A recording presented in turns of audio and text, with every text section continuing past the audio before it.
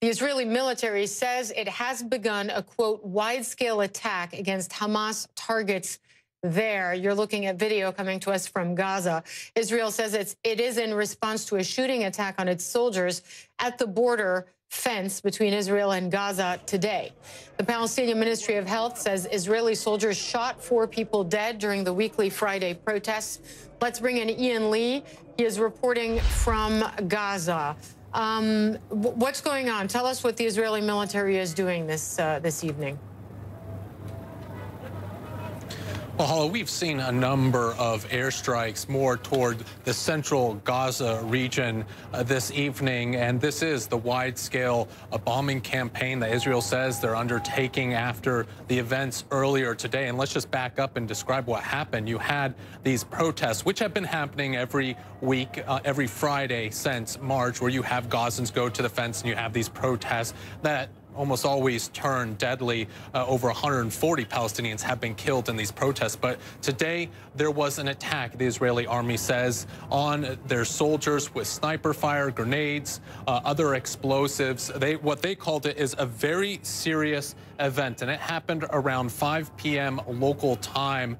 And they say this is the reason why they are carrying out this wide-scale bombing campaign against Hamas targets. Now, they won't give us the details of what's happening. We do know that Israeli soldiers were targeted. We don't know at this moment if any were injured or what the status of them are. But we do know that Israel retaliated. You had these attacks by Israel. 3 of those people who were killed were members of Hamas's military wing, Qassam. The other person we're hearing is a civilian. But tonight, I got to tell you, Hala, it's pretty tense. Everyone we've been talking to, war is on their lips. Now, will this turn into one? That's what people are worried about. And we got this tweet from the UN Special Coordinator for the Middle East Peace Process, Nikolai Mladenov. He said, everyone in Gaza needs to step back from the brink, not next week, not tomorrow, right now. Those who want to provoke Palestinians and Israelis into another war must not succeed. So right now, I'm sure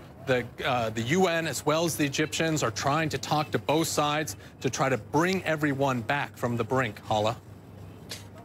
And as is always the case in Gaza, it's such a densely populated strip of land with, airstrikes routinely causing physical damage, sometimes deaths on the civilian side. I mean, how much more intense is the bombing tonight compared to other instances where the Israeli military has bombed parts of the Gaza Strip?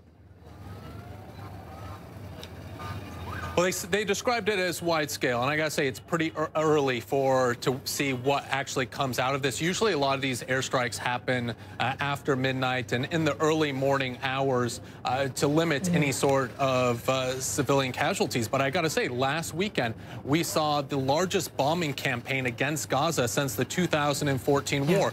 2 civilians, 2 teenagers were killed in that bombing. And you're right, when there are these wide-scale bombing campaigns, civilians a lot of the time are injured, they're killed. Now, Israel, for their part, will say that they're trying to take as much consideration and care, trying not to kill civilians. But as you pointed out, this is one of the most densely populated places on the planet. And so it is very difficult. Even with these pinpoint precision bombing, you get the shrapnel that flies out, and that time will take out civilians. So this is a very tense time, a very dangerous time, especially if this escalates further. If we see a large-scale bombing campaign that the militants here in Gaza respond with rockets, with mortars, this really could spiral out of control. So that's what we're going to be watching tonight, Hala. Ian Lee, thanks very much, reporting in Gaza.